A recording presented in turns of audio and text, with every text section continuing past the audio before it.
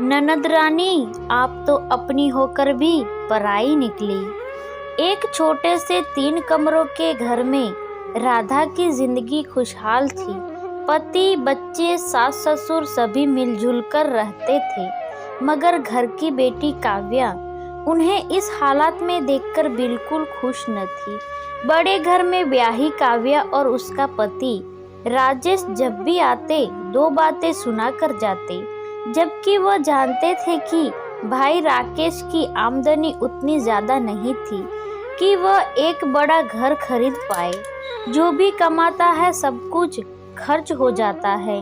बूढ़ी माँ, पिता की दवाइयाँ, 2 बच्चों की स्कूल का खर्चा और फिर घर का राशन पानी और रीति रिवाज में जो पैसा खर्च होता है सो अलग। एक दिन काव्या बोली, मेरे माता पिता को तो इस घर में एक बेडरूम तक नसीब नहीं है।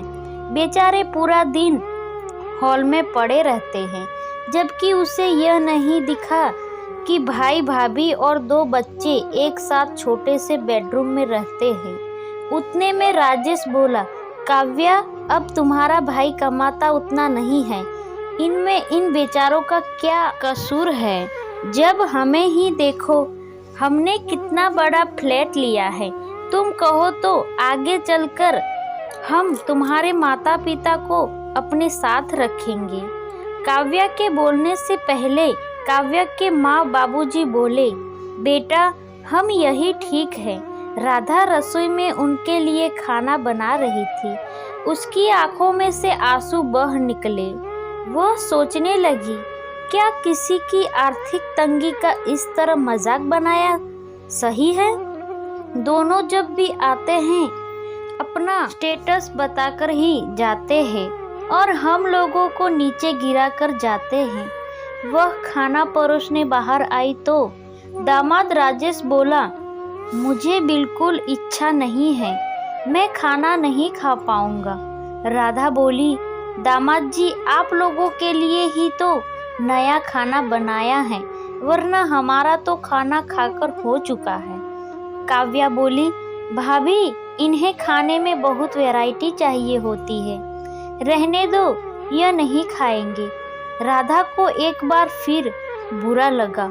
हमेशा तो वह खाने में ढेरों वैरायटी बनाती थी, मगर आज भी दोनों इतने लेट आएंगे उसे थोड़ी पता था। खैर, दोनों अकड़ में चलते बने। दूसरे दिन राधा के भाई भाभी घर आए। राधा की भाभी ने रसोई में खाना बनाने में मदद की। भाई निरंजन बोला, राधा दीदी, बुरा ना मानो तो एक बात कहूँ। राधा बोली, हाँ भाई बोलो।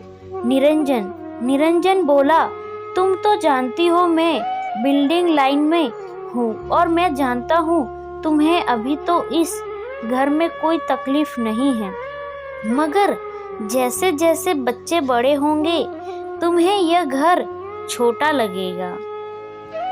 तुम और राकेश जी, हाँ कहो तो मैं तुम दोनों के लिए एक बड़ा फ्लैट बुक करवा देता हूँ। उसका धीरे धीरे महीने का पैसा तुम लोगों को भरना होगा और 5 सालों बाद तुम्हें वह फ्लैट हाथ में मिल जाएगा।